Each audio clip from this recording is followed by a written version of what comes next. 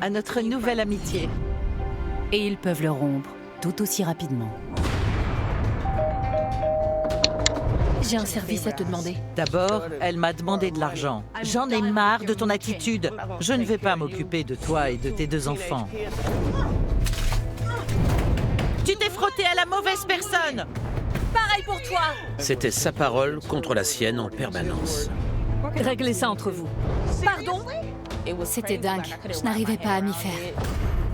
Une simple querelle de famille se transforme en guerre totale. On pouvait pas discuter avec elle, elle était folle. Il n'y a aucune négociation possible, donc pas de réconciliation. Bonjour, papa. On n'en a pas terminé. Tire quand t'es prête. T'es toujours aussi con! Fresno, en Californie. Une ville ensoleillée entourée de riches terres agricoles. Fresno est située en plein milieu de la Californie, dans la vallée de San Joaquin. Elle est connue pour la qualité de ses produits. C'est une ville à taille humaine. J'adore Fresno. Vraiment. C'est petit. C'est un peu ma zone de confort. Dans cette ville se trouve un quartier pavillonnaire qui ressemble à un village douillet. Les maisons sont assez regroupées. C'est un quartier habité par la classe moyenne. C'était très calme et bien fréquenté. Chacun vivait sa vie tranquillement. C'est bientôt prêt. Alvin Dalton et Laura White vivent ici depuis 1 an et demi. Alvin est coursier dans un hôpital voisin. Monsieur Dalton était quelqu'un de paisible et de travailleur, qui faisait de son mieux pour gagner sa vie et se faire une place dans le comté de Fresno. La flamme vient de s'éteindre. Laisse-moi faire. Tu penses que ton charme va opérer pour la faire redémarrer? On peut essayer. Il était gentil et il avait une attitude très positive. Il voulait que les gens réalisent de bonnes actions et qu'ils aient un bon comportement. Toi aussi, t'aurais pu y arriver. Ouais. On va mélanger la salade. Laura était un peu plus sûre d'elle qu'Alvin. C'était une très bonne cuisinière. Elle aimait pêcher. C'est une femme complète. On a eu une vie heureuse là-bas. Et il semble que leur quartier est sur le point de devenir encore plus agréable. Quelle belle journée. Ouais. Danetta Henry, une mère célibataire et ses enfants, viennent d'emménager à côté. Regardez, je pense que nos voisins sont là. Je vais aller me présenter. Ils vivaient dans des maisons qui étaient toutes mitoyennes. Je savais que j'avais emménagé au bon endroit. Bonjour, je m'appelle Danetta. On dirait qu'on a un mur en commun. C'était une personne pleine d'entrain et sociable, tout comme moi. Bonjour, je suis Laura et voici Alvin. Enchantée. Je vous présente Desmond et Déjeuner. Danetta était une mère célibataire qui essayait d'élever ses enfants du mieux possible. Elle était toujours optimiste. Elle travaillait dur pour faire en sorte que nous ne manquions de rien. Waouh, ce sont des travers de porc? Al et moi étions en train de faire un barbecue dans le patio et Danetta a dit « Ça sent vraiment bon ». Elle s'y connaît. Si ce n'est pas trop demandé, on n'a pas arrêté de la journée. Ah, mais bien sûr! Elle a demandé des côtelettes, alors je lui en ai donné avec des saucisses. Génial. Il y en a pour vous aussi, les enfants. Merci. Ce simple acte de gentillesse est de bon augure pour l'avenir. Quelle femme charmante! Oui, très. Mais une coexistence heureuse n'est jamais garantie. Je te préviens. Va te faire voir!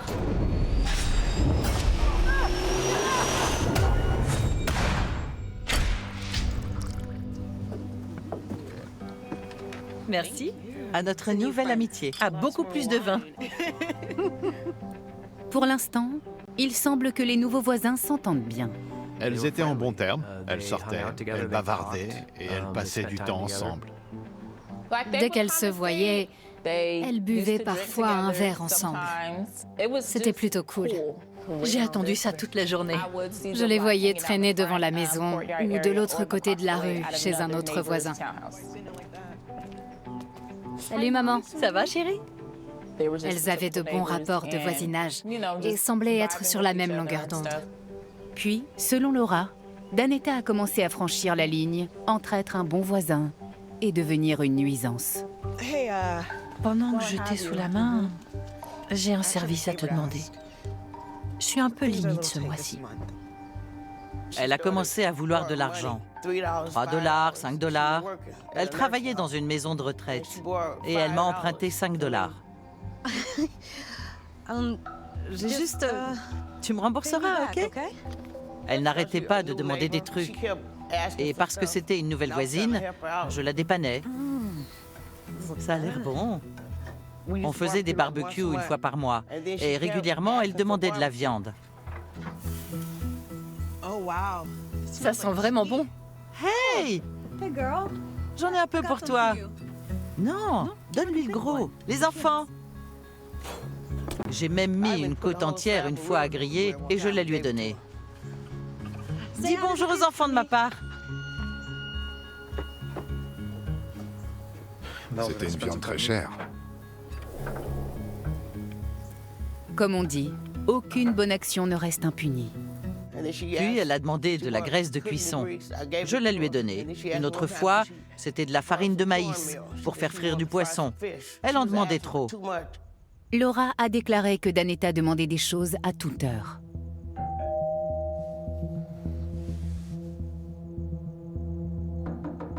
Il y a quelqu'un à la porte?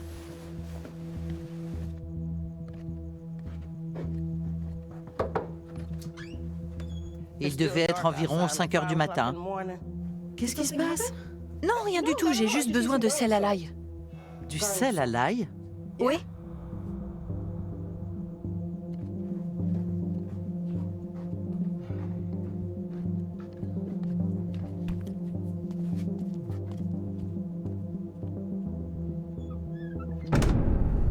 Tu dois mettre un terme à tout ça. Alvin m'a dit d'arrêter de fournir les voisins. Il m'a dit que dès qu'on nourrissait un chat, il revenait toujours. Laura décide qu'elle doit mettre un terme à tout ça une fois pour toutes.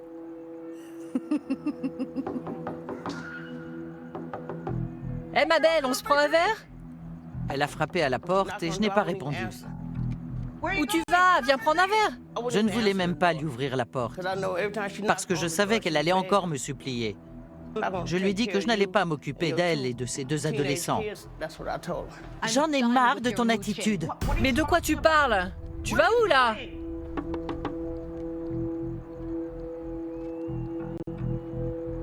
Mais il y a une autre version à cette histoire. Selon Desjanais, c'est sa mère qui a décidé de mettre fin à leur amitié. Je le sais, parce que ma mère et elle avaient l'habitude de boire souvent ensemble. Un jour, elle m'a dit « Je vais moins la fréquenter, je vais moins la voir qu'avant. » Elle devait se concentrer parce qu'à cette époque, elle voulait reprendre ses études. Elle voulait ce qu'il y a de mieux pour nous. Donc elle a voulu lever le pied. Et apparemment, lorsque ma mère a pris ses distances avec Laura, celle-ci a commencé à avoir quelques ressentiments envers elle. Il est impossible de savoir exactement ce qui a entaché cette amitié. Mais la rupture est réelle. Elle a frappé à ma porte à 4 heures du matin. Elle a fait quoi? Raconte. C'est sa fille, là. Ça se voyait qu'elle parlait de ma mère, qu'elle se moquait d'elle et tout. Quand je me suis rendu compte de son attitude envers ma mère, j'ai été très déstabilisée. Je me suis dit qu'il avait dû se passer quelque chose. Êtes-vous en train de vous moquer de ma mère? Laura a sa propre version des faits. On n'a jamais impliqué les voisins dans tout ça. Non, on n'a jamais été amis. Je ne sais pas d'où sa fille sort ça. Elle n'est même jamais entrée chez moi. Vous vous êtes disputé avec Laura? Elle est dehors en train de dire des horreurs sur toi. Évidemment, ça l'a mise hors d'elle. Et elle est passée naturellement en mode défense. C'est comme ça que tout a commencé. C'était très, très, très perturbant.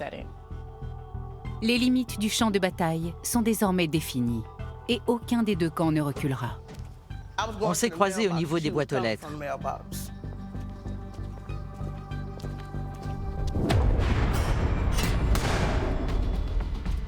Personne n'a pensé une seconde que ça irait aussi loin. Tu l'as provoqué? Elle m'a bousculé. Laura n'avait pas l'habitude que les gens lui tiennent tête. Laisse tomber. Elle était très, comment dirais-je, persévérante. Et elle n'était pas du genre à reculer facilement. Si elle était convaincue de quelque chose, elle vous le faisait savoir. Tu t'es frotté à la mauvaise personne.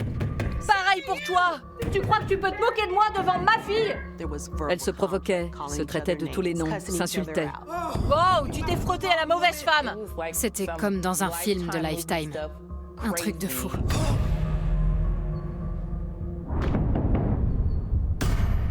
Bientôt, le nouveau quartier des Henry se transforme en champ de mines. Vous avez vos bulletins? Non. Comment ça, non? Elle a le sien et pas toi? Baissez les yeux jusqu'à ce qu'on soit rentré. Qu'est-ce qui se passe? Ne t'inquiète pas. Laisse tomber. C'était la réponse de mon frère à tout. Laisse tomber. Non, ne la regarde pas. Il a raison. Viens, commence pas. Mais il va être quasiment impossible de trouver un moment de paix dans ce conflit. C'est une femme forte, avec une personnalité très affirmée. Je pense que Laura avait l'habitude d'obtenir tout ce qu'elle voulait, mais là, Danetta a résisté. C'était toujours des broutilles, mais il y en a eu de plus en plus. Et la folie s'est installée petit à petit.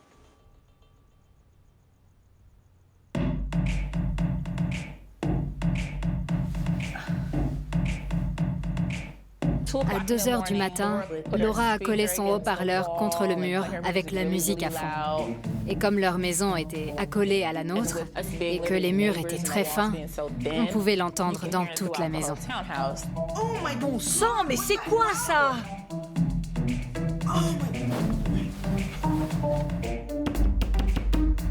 Tu es déjà réveillée? Elle l'a fait intentionnellement, rien que pour nous embêter.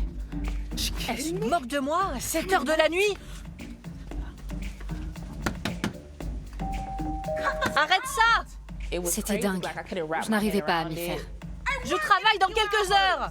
Ma mère y est allée et, bien évidemment, elles ont eu des mots. J'espère que j'aurai pas besoin de revenir, je te préviens! C'est ici que l'histoire devient confuse. Laura prétend que c'est Danetta qui avait mis sa musique à fond. Elle a commencé à mettre sa musique à fond, vraiment très fort. C'est comme si elle voulait qu'Al ne puisse pas dormir et finisse par perdre son travail. Tu vas finir pauvre! J'ai cru comprendre qu'Alvin et ou sa compagne auraient frappé contre le mur pour lui demander d'arrêter, ce qui a eu pour effet de les encourager à monter le son encore plus fort. Et j'ai mis ma musique pour ne plus entendre la sienne. J'espère que j'aurai pas besoin de revenir. Laura a appelé la police. À l'aide, ma voisine me menace. Quand les autorités sont arrivées, la musique avait déjà été coupée. Elle se renvoyait sans cesse la balle. L'officier de police ne pouvait pas savoir exactement ce qui s'était passé avant d'avoir été appelé. Réglez ça entre vous. Pardon? Vous plaisantez, là? C'était sa parole contre la sienne en permanence. Et la police ne pouvait pas faire grand-chose à ce sujet. C'est bon, on rentre.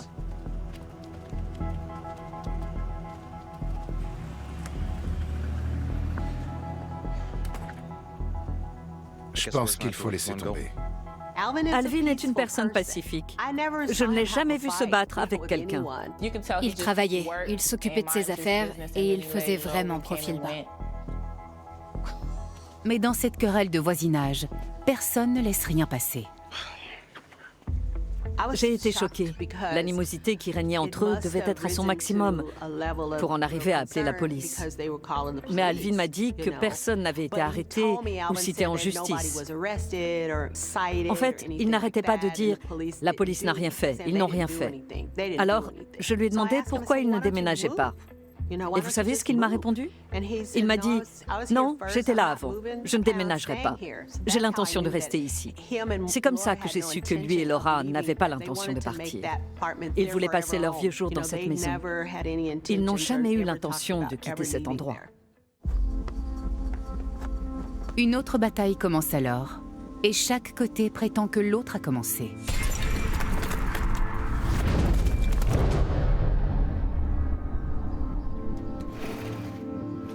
C'est quoi ça? Maman? Quoi? Burke!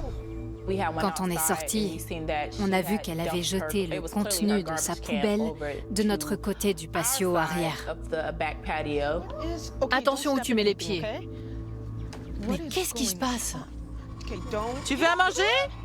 Et voilà! Laura dit qu'elle n'a jeté de la nourriture qu'une seule fois, et seulement pour se venger. Je leur ai jeté de la nourriture uniquement ce jour-là. Elle et Déjeuner le faisaient régulièrement. Quand j'ai appelé la police, ils ont dit qu'ils ne reviendraient pas. Alors je lui ai fait ce qu'elle m'avait fait. Elle faisait ça presque tous les jours. C'était une bataille de nourriture. C'était vraiment très désagréable. C'est pour vous. T'en veux encore? Et voilà! Tu sais quoi? Dégage!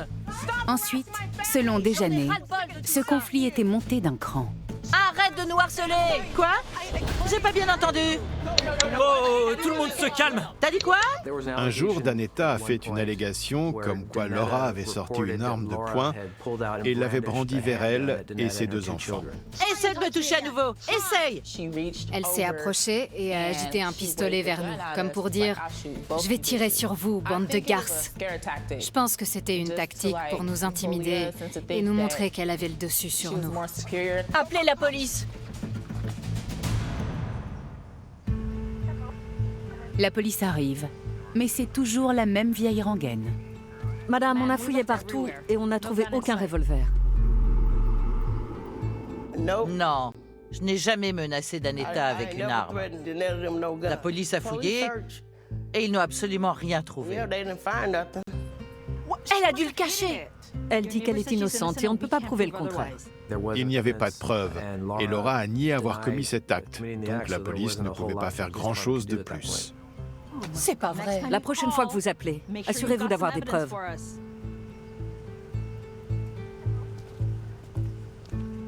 Que Laura ait ou non pointé une arme sur sa voisine, une limite a été franchie entre les deux femmes. Et il n'y a pas de retour possible. Quand vous contrariez quelqu'un qui ne vous veut pas de mal, il finit par en avoir marre.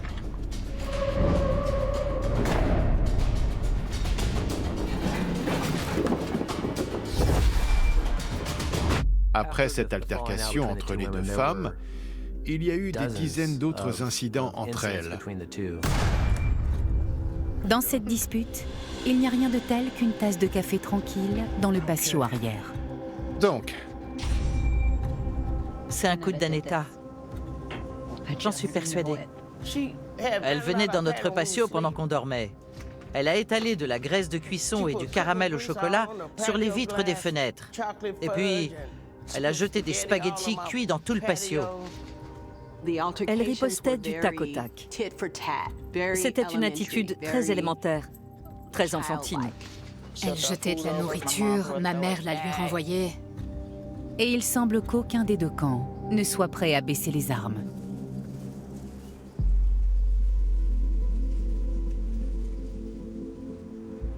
quelque chose a dû se passer entre elles pour entacher ainsi leur amitié. Elles ne pouvaient pas s'éviter puisqu'elles étaient voisines et vivaient l'une à côté de l'autre. Donc Laura et Danetta se croisaient tous les jours. Hé, toi! Va te faire voir! Si la voisine lui disait quelque chose, elle lui répondait. Si l'une disait « je vais t'avoir », l'autre lui répondait « je vais t'avoir aussi ». Que des choses comme ça. Chaque partie accuse l'autre d'être à l'origine des disputes. Fais attention à toi, gamine. Elle me traitait de tous les noms. Elle me traitait de garce, elle m'insultait. garce au gros nez, garce aux gros yeux. Comment oses-tu parler comme ça à ma fille? Tout ça me contrariait énormément. Mais qu'est-ce que je pouvais faire? Je n'avais que 14 ans. Pourtant, Laura prétend exactement le contraire. Elle dit que c'était Desjanais qui l'avait insultée. Hé, regardez, c'est la folle du coin. Salut la folle! Desjanais était poli en présence de sa mère pour que celle-ci soit fière d'elle. La voisine des Henry prétend qu'elle voulait juste se défendre. Fais attention à toi, gamine. Ta maman ne t'a pas appris les bonnes manières? Ne parle pas à ma fille comme ça. Dès qu'elle était contrariée, on ne pouvait plus rien faire. Si elle en rajoutait, elles auraient pu en arriver aux mains. Donc elle s'écrasait. Je l'ai juste regardé comme ça, que le meilleur gagne. Rentre à la maison. Pris en otage, les adversaires continuent de s'accuser mutuellement.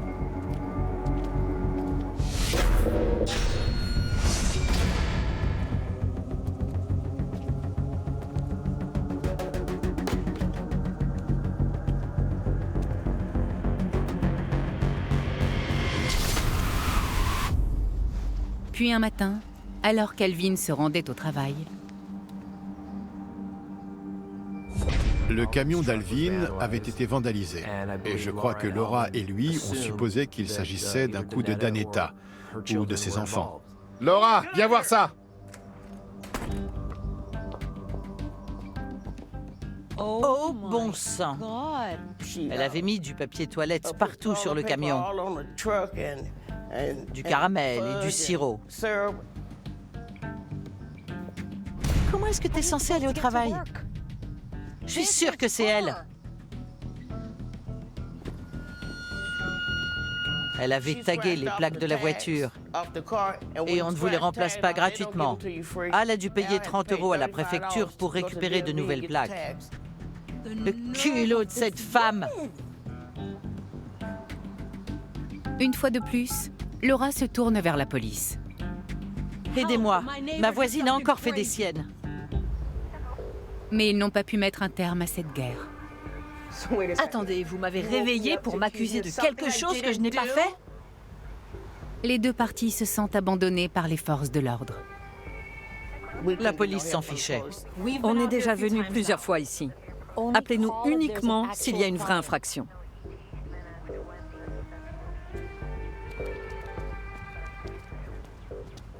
Après les faits, Desjanais reconnaît qu'elle et sa famille étaient en partie responsables de ce qui s'était passé. Pour être honnête, j'admets que la seule chose que ma mère et moi avons fait à sa voiture, ça a été de l'emballer avec du papier toilette. C'était juste par mesquinerie. Pour ce qui est des pneus crevés, ce n'est pas nous. Et on n'a pas non plus tagué ces plaques minéralogiques ou des trucs de ce genre. Non. Mais le papier toilette, c'est nous.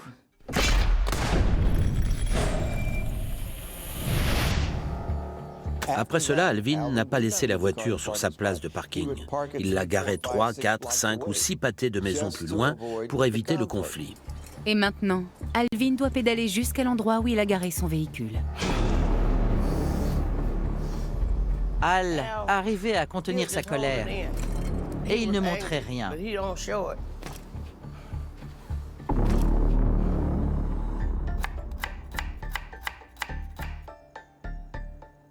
Il préférait ne pas s'arrêter à un faux pas pour essayer de résoudre les conflits. S'il te plaît, laisse-la tranquille. Il m'a dit, si tu la croises, ne lui parle pas. Pour que la paix revienne, il m'a dit de ne plus lui adresser la parole. J'ai répondu, sauf si elle me parle. Al n'est pas du genre à se disputer avec quelqu'un. Il ne dit rien à personne. C'est moi qui me dispute avec tout le monde, pas lui. Si on ne se défend pas, elle va continuer à nous marcher sur les pieds. La police ne faisait rien. On ne pouvait même pas la raisonner, parce qu'elle était folle. Elle va seulement continuer à nous tourmenter si nous cédons. Je ne crois pas que mon frère était capable de la contrôler.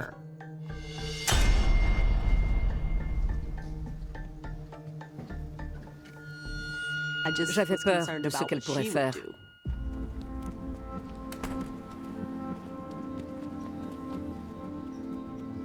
Il y avait tellement de rapports différents, certains sûrement réels et d'autres complètement fictifs.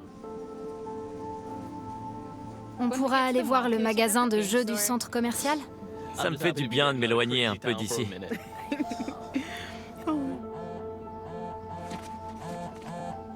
Pourquoi la police m'appelle? J'en ai pour une seconde. Allô? Comment pouvons-nous causer une nuisance sonore? On n'est même pas à la maison! Il y a eu des fois où nous étions absents parce qu'on allait quelque part avec ma mère et on y allait en bus et ma mère apprenait que la police avait été appelée.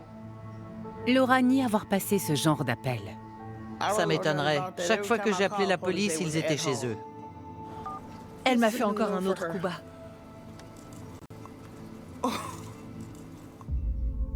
L'une et l'autre avaient la possibilité de mettre un terme à tout ça, et surtout Danetta. Mais elle a préféré continuer. Elle voulait continuer à remuer le couteau dans la plaie pour voir jusqu'où tout ça irait. Et il y a eu de plus en plus d'allégations et d'accusations. Selon Laura, une nuit, alors qu'elle rentrait chez elle, Danetta et un groupe de voyous l'ont interpellée.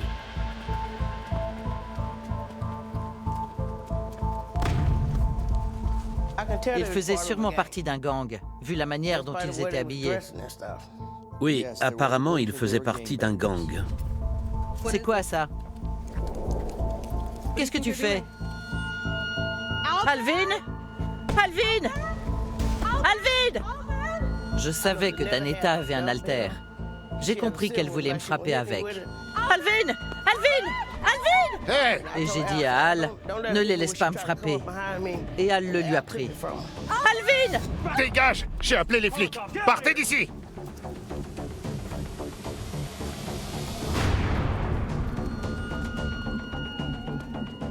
Je ne comprends pas du tout qu'on puisse avoir un tel comportement.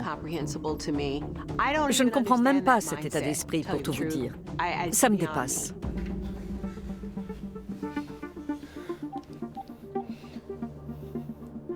J'ai besoin de votre aide. À ce stade, la police est fatiguée de ces appels constants. Ils refusent d'intervenir. Ça ne servait à rien d'appeler la police. C'était juste une perte de temps. Pareil pour vous. Comme beaucoup de ces histoires, Laura n'a pas de preuves tangibles pour étayer sa demande. J'ai entendu parler de l'incident, mais on n'avait pas de preuves. On ne pouvait pas prouver qui étaient ces 5 hommes, parce que personne ne connaissait leur nom, ni d'où ils venaient ou résidaient. On faisait beaucoup de suppositions au sujet de ma mère. Comme le jour où ma mère est arrivée avec ces types qui allaient faire ça et ça pour elle. Elle ne connaissait pas grand monde, donc je ne sais vraiment pas ce qui s'est passé. Je ne peux pas dire si c'est arrivé ou non, parce que je n'en ai aucune idée. La seule chose certaine dans cette querelle, c'est que les deux côtés croient qu'ils ont raison.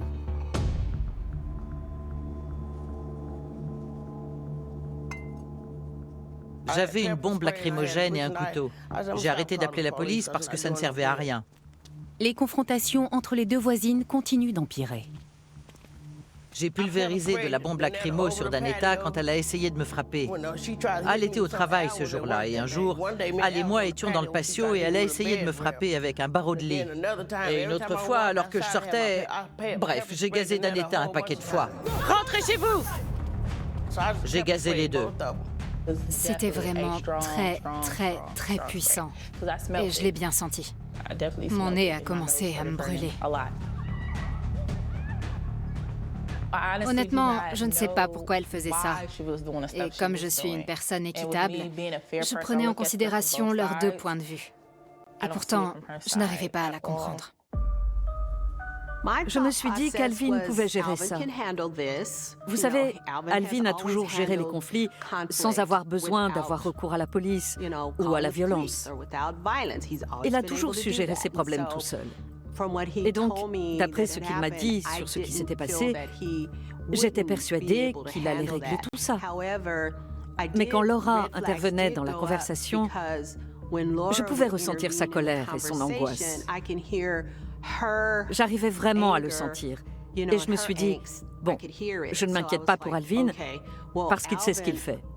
Mais par contre, j'avais peur que Laura aille trop loin, parce qu'elle avait vraiment l'air d'être très en colère.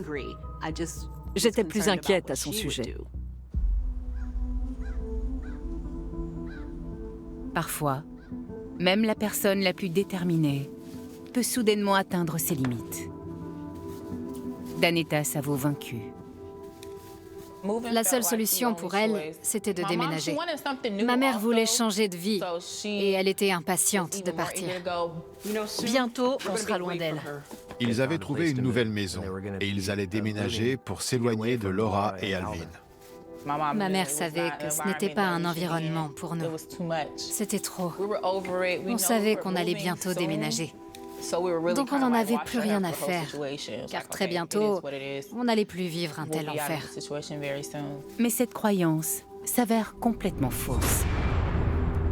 6 jours avant que les Henry déménagent pour de bon, il y a eu un autre incident.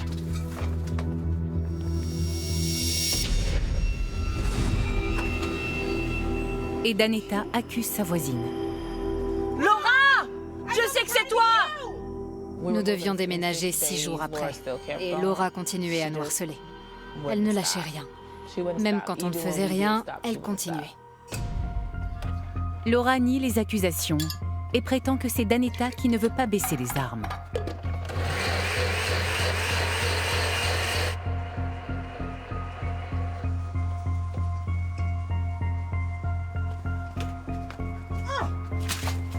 Danetta a jeté de la nourriture mixée qui ressemblait à du vomi sur la porte d'entrée.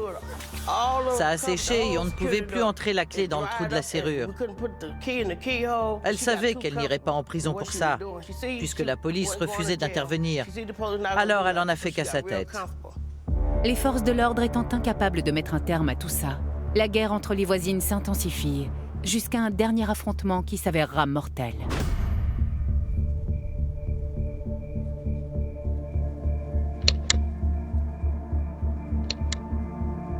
Quelle que soit l'heure du jour ou de la nuit, Laura White a dit que les agressions continuaient. Debout! Va te faire voir! Elle m'a réveillée ce matin-là en tapant sur la porte, puis elle a continué à frapper. Elle disait toutes sortes de bêtises, du genre « Quand on déménagera, vous aurez tous une vie misérable. » Elle prétend que Danetta Henry la nargue sans cesse. Je vais demander à mes potes de te rendre une petite visite ce soir. Elle a dit qu'elle allait demander à des membres d'un célèbre gang de rue de Fresno de prendre soin d'Alvin. Elle a dit « Mes potes vont venir et ils vont démonter cette voiture et Al. » Mes potes vont lui refaire le portrait. Et là, il a eu vraiment peur. Et son comportement a changé. Où que se trouve la vérité, Alvin décide qu'il doit être prêt à faire face à une menace sérieuse.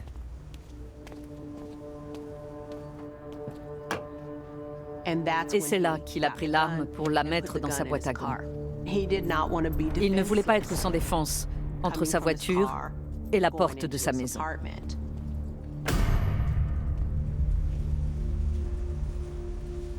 Dans moins d'une semaine, les Henry s'éloigneront de Laura White et Alvin Dalton. C'était un jour ordinaire. Mon frère était dans la maison en train de jouer à un jeu et ma mère et moi étions partis au magasin. Elle parlait de petits-enfants et j'ai fait genre « Non, pas déjà ». C'est pas qu'elle en voulait rapidement, c'est juste que ça n'allait pas arriver de sitôt. Elles étaient de retour chez elles et juste avant d'arriver, elles sont tombées sur Laura. Et les deux femmes ont commencé à crier, à jurer. Une fois de plus, il y a différentes versions de ce qui s'est passé. Qu'est-ce que tu fais chez moi? Hors de ma vue! J'avais l'habitude. On disait juste « C'est quoi ton problème aujourd'hui? Allez, bye, hors de ma vue. » Un truc comme ça. Moi, je vous harcelais? Ça suffit! C'est vous qui me harcelez! Laura affirme que tout d'un coup, Déjeuner lui a jeté sa boisson au visage et qu'elle aurait riposté en légitime défense.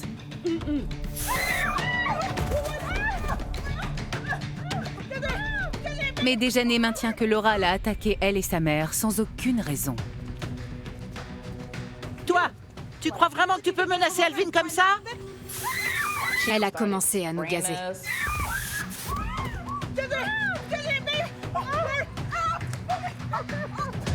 Et ce n'était qu'un début. Elle est ensuite sortie de chez elle avec une casserole d'eau bouillante et l'a jetée sur Danetta, l'ébouillantant au passage.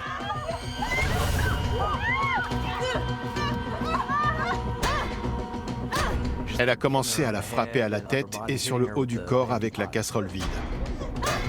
Et bien sûr, j'ai bondi pour tenter de les séparer. Laisse-la tranquille! Et c'est là que Déjeuner a commencé à me frapper dans le dos, sur la tête et dans le dos. Alvin! Al l'a attrapé et elle a essayé de le mordre. Desmond venait de rentrer de l'école lorsqu'il entend des cris. Il se précipite dehors. Alvin, fais quelque chose! Il est sorti pour voir ce qui se passait et il a vu sa mère se faire tabasser, sa sœur se faire plaquer au sol et il voulait que ça s'arrête. Lâche ma mère! Et il a dit « Lâche ma mère, salope !» Il voulait aider sa sœur et sa mère. Il a dit « Mais c'est parler, qu'elles arrêtent de se battre !» Et Alvin a répondu « Non, laisse-les se battre. » Alvin était un peu soulagé. Il s'est dit, écoute, peut-être qu'elles ont juste besoin de se battre pour sortir de cette boucle infernale. Et nous en aurons fini avec ça une bonne fois pour toutes. Laissez-les. Ça doit être équitable. Hé, non, non! Mon frère a essayé de pousser Laura. Lui et Alvin voulaient tous nous séparer. Puis Alvin m'a frappé. Pourquoi t'as fait ça? Et mon frère l'a regardé et lui a dit « Tu as frappé ma sœur. C'est ma sœur! Tu te prends pour qui, mec? Pour qui tu te prends? Recule. Tu te prends pour un dur? À qui tu crois parler? C'est à toi que je parle! À toi! Et ils s'en sont tous pris à Al, Déjeuner, Desmond et Danetta. Quoi? Desmond l'a frappé. Ça a rendu Alvin encore plus furieux. Et il a dit quelque chose du genre « Oh, tu veux me frapper ?» Me cherche pas. Laura, rentre appeler les urgences. Alvin a alors pris une terrible décision. Il a sorti son arme de poing. Il a sorti une arme et il nous a visés. Reculez! Ne touche pas à mes enfants! J'ai dit laisse-les tranquilles! Alvin a tiré à plusieurs reprises. Il a touché Danetta, elle a reçu une balle dans la tête, une dans la poitrine, une autre dans le bras et une autre dans l'avant-bras. J'ai reçu une balle dans l'estomac, une dans le coude et j'ai été effleurée par une autre dans le dos. J'étais à terre, bien sûr, et puis j'ai regardé ma mère et il y avait beaucoup de sang. Je l'ai embrassée et je lui ai dit que je l'aimais.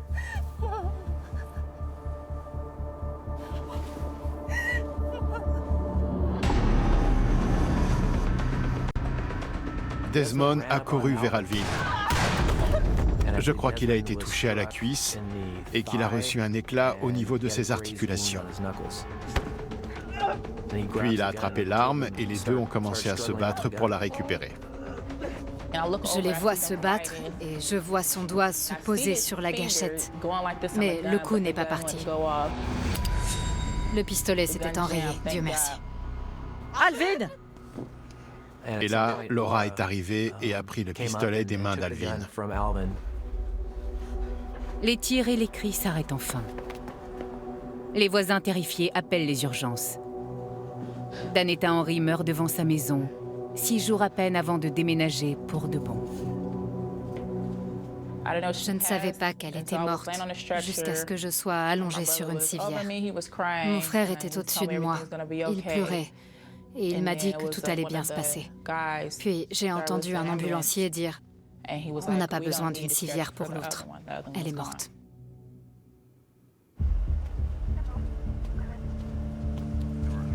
Alvin Dalton est arrêté et placé en détention.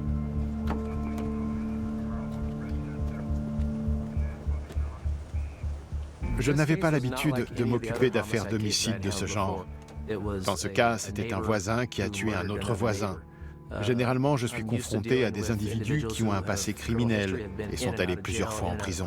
Donc le fait que M. Dalton n'ait pas eu affaire aux forces de l'ordre par le passé m'a un peu déstabilisé. Laura White n'a jamais été inculpée. Laura pourrait être reconnue coupable d'avoir été une mauvaise voisine. Mais elle n'avait pas l'arme sur elle ce jour-là, et elle n'a pas appuyé sur la gâchette. Son attitude dans les mois qui ont précédé le meurtre, avec tout ce qu'elle a fait endurer à Danetta et à ses enfants, elle est répréhensible. Mais elle ne peut pas être qualifiée de criminelle. Cela ne correspond pas à la définition d'un crime. C'était la faute d'Alvin. Alvin aurait pu choisir de ne pas tirer. Et il aurait pu les séparer lors de la bagarre. Laissez-les. Ça doit être équitable. Alvin aurait pu appeler la police. Il y a beaucoup de choses qu'il aurait pu faire et qu'il aurait dû faire. Mais il a préféré tirer sur ces 3 personnes.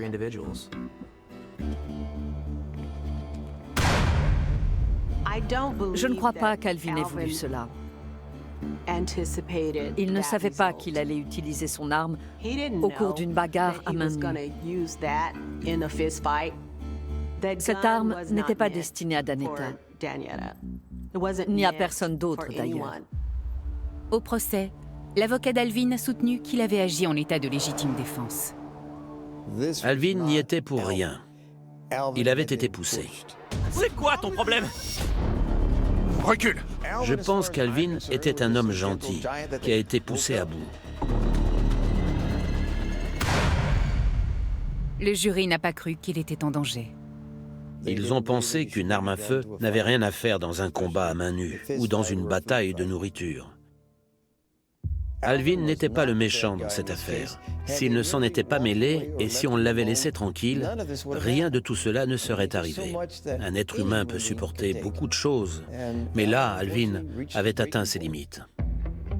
Alvin Dalton est condamné à 83 ans de réclusion pour meurtre au second degré et tentative de meurtre. Sa famille est dévastée. Je ne peux pas croire que mon grand frère, qui a respecté la loi toute sa vie, qui s'est comporté en citoyen respectueux des lois, qui a toujours payé ses impôts, qui a été un étudiant brillant, en soit là. Il a été le premier de notre famille à recevoir un diplôme de l'université. Il était un exemple pour tous ses frères et sœurs. Alvin était notre modèle. J'ai du mal à me faire à l'idée que maintenant, il ne va plus aller pêcher, qu'il ne pourra plus boire de bière et va être privé de sa liberté. On la lui a enlevée, arrachée. Je ne connais personne et je n'ai reçu aucun témoignage de quiconque disant qu'il avait un comportement conflictuel. Par contre, Laura et Danetta, elles, l'avaient. Au début, j'étais très en colère contre Laura, parce que j'avais l'impression qu'elle pouvait, plus que quiconque, éviter ce qui s'est passé. J'étais furieuse contre elle, de ne pas avoir été assez mature et responsable pour préserver mon frère de tout cela. Je savais bien que Laura était très égoïste. Vous savez, quand elle s'en prenait à quelqu'un, elle se moquait bien des conséquences que cela pouvait avoir sur les autres. Si Laura n'avait pas vécu là, il n'y aurait jamais eu un tel conflit. Ça aurait pu être évité si la police avait fait quelque chose. Je leur en veux aussi. J'ai dit à Al, on a passé tous ces coups de fil pour que tu ailles finalement en prison. Laura soutient toujours Alvin. Et il se marie alors qu'il est en prison. On s'est mariés le 4 décembre 2014. J'ai été satisfait du verdict. Alvin était tenu responsable des crimes qu'il avait commis. J'étais rassuré aussi qu'il ne soit plus jamais en mesure de s'en prendre à quelqu'un d'autre. Mais je ne pense pas qu'à ce moment-là, ça a permis à Dejanay et Desmond de tourner la page. Je pense qu'ils étaient encore sous le choc. Vous savez, c'étaient encore des adolescents. Je ne pense pas qu'ils aient réalisé qu'ils passeraient le reste de leur vie sans leur mère à leur côté. Je suis triste que Danetta ne soit plus en vie. J'aurais préféré qu'il en soit autrement. Je n'aurais pas pu imaginer vivre ma vie d'enfant et d'adolescente sans ma mère. Ces 2 enfants, à chacun de leurs anniversaires, à chaque fête, et tout ce qui constitue des dates importantes, se rappellent certainement qu'ils n'ont plus leur mère auprès d'eux. Je suis de tout cœur avec eux. Et là, je parle au nom de toute ma famille. Nous aurions tous préféré que Danetta soit encore en vie et que ces jeunes gens aient encore leur mère à leur côté. Dejanay et Desmond Henry seront élevés par des membres de leur famille. Malgré leur terrible perte, tous 2 ont pu reconstruire leur vie. Je dirige 2 entreprises. Je suis une jeune entrepreneuse. J'ai un fils qui aura 5 ans ce mois-ci. Mon frère est maintenant chauffeur routier et il est marié. Il a son plan de carrière et il s'en sort vraiment, vraiment bien. Il est très heureux. Bien sûr, ma mère me manque. J'essaie de vivre au jour le jour, même si ce n'est pas toujours facile. C'est pas facile, vraiment. Perdre un parent, c'est déjà assez dur, surtout dans de telles circonstances. Et avoir assisté à cela, c'est un souvenir contre lequel je me bats beaucoup plus que ce que les gens pensent.